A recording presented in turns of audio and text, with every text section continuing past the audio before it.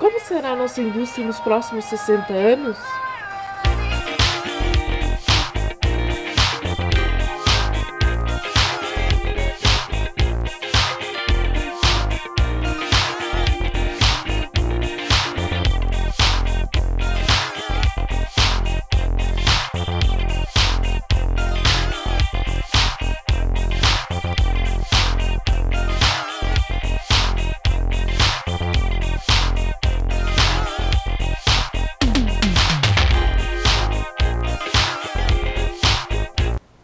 A indústria nos próximos 60 anos vai evoluir muito no setor tecnológico, investir mais na linha de eletrônico e eletroportáteis.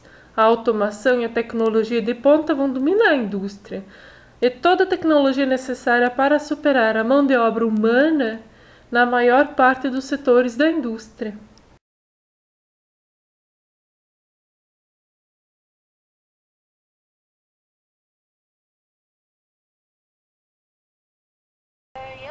E é isso. Nos vemos daqui 60 anos. Tchau.